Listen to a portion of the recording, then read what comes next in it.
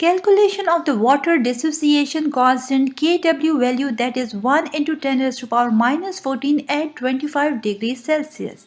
जी हाँ फ्रेंड्स, यहाँ हम कैलकुलेट करेंगे 25 डिग्री सेल्सियस टेम्परेचर पर वाटर डिसोसिएशन कांस्टेंट की वैल्यू, जो है हमारे पास 1 into 10 raised to power minus 14। जैसे कि हम जानते हैं कि वाटर डिसोसिएशन कांस्टेंट जिसे रिप्रेजेंट किया जाता है Kw से, वो आयोनिक प्रोडक्ट ऑफ वाटर के इक्वल होता है। और आयोनिक प्रोडक्ट ऑफ वाटर जैसे कि आप स्क्रीन पर देख सकते हैं, वो है हमारे पास equilibrium concentration of hydrogen ion into the equilibrium concentration of the hydroxyl ion. Friends, ये स्क्वायर ब्रैकेट रिप्रेजेंट करते हैं इक्विलिब्रियम कंसंट्रेशन को।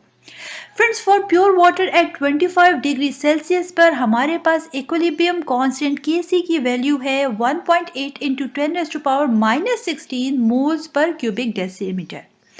डेंसिटी ऑफ वाटर जो कि हमारे पास है वो है 1000 ग्राम्स पर litre. Molecular mass of water जो कि हमारे पास है वो है 18 ग्राम्स पर मोल। हमने फाइंड आउट करना है number of moles of water in 1 litre friends, और जब हम वैल्यूज को पुट करेंगे तो हमारे पास आंसर आएगा वो है 55.5 मोल्स।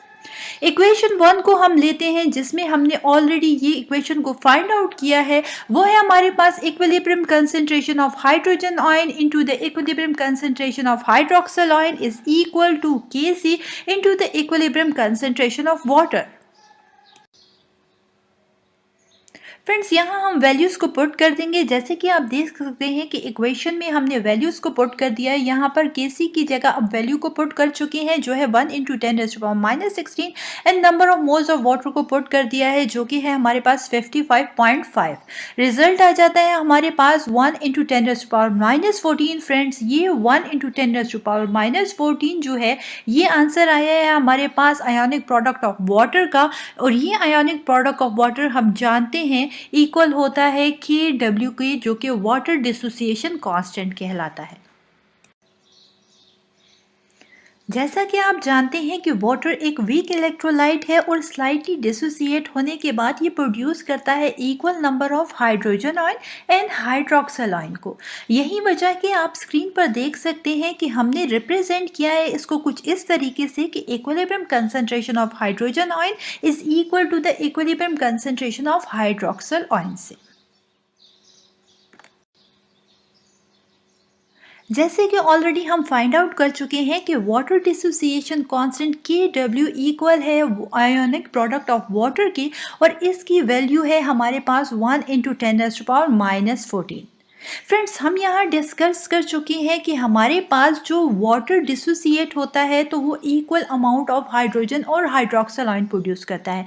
मींस जितने हाइड्रोजन आयन प्रोड्यूस होंगे उतने ही डेफिनेटली हाइड्रोक्सिल आयन भी प्रोड्यूस होंगे वाटर में।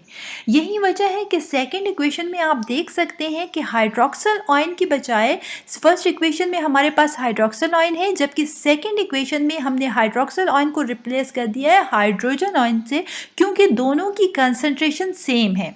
ठीक है, अब आप देख सकते हैं कि सेकंड इक्वेशन में हमने क्या लिख दिया है कि जो कंसंट्रेशन है हाइड्रोजन आयन की into concentration of hydrogen ion वो इक्वल है 1 into 10 raised to power minus 14 के।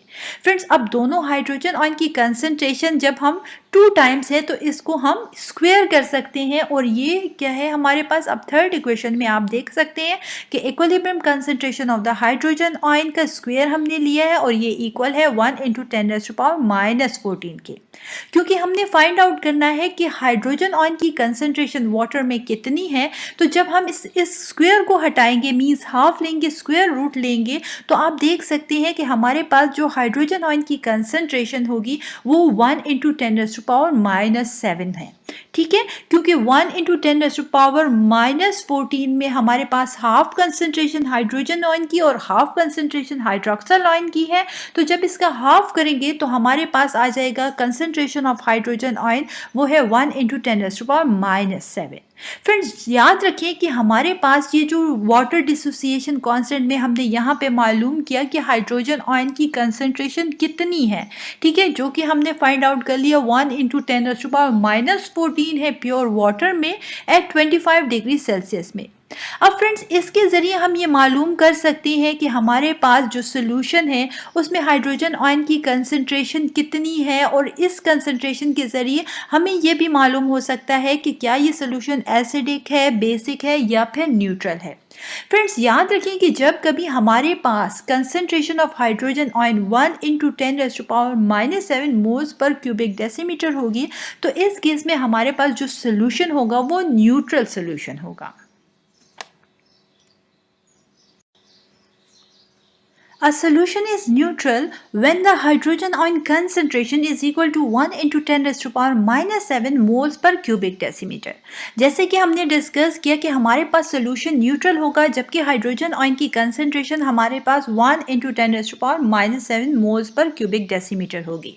दूसरी तरफ हमें कैसे मालूम होगा कि सॉल्यूशन एसिडिक है या बेसिक है? तो friends a solution is acidic when the hydrogen ion concentration is greater than 1 × 10⁻⁷ moles पर क्यूबिक डेसीमीटर, कि जब हाइड्रोजन आयन की कंसंट्रेशन ज्यादा हो जाएगी 1 × 10⁻⁷ मोल्स पर क्यूबिक डेसीमीटर से, तो इस कंडीशन में हमारे पास सॉल्यूशन एसिडिक होगा। दूसरी तरफ a solution is basic when the hydrogen ion concentration is less than 1 × 10⁻⁷ moles पर क्यूबिक डेसीमीटर, कि जब हाइड्रोजन आयन की कंसंट्रेशन कम हो जाएगी 1 × 10⁻⁷ मोल्स पर क्यूबिक डेसीमीटर से, तो इस कंडीशन में हमारे पास सॉल्यूशन जो होगा वो बेसिक सॉल्यूशन होगा। फ्रेंड्स इस तरह से हम हाइड्रोजन आयन की कंसंट्रेशन के जरिए इजीली मालूम कर सकते हैं कि हमारे पास सॉल्यूशन न्यूट्रल है, एसिडिक है या बेसिक है।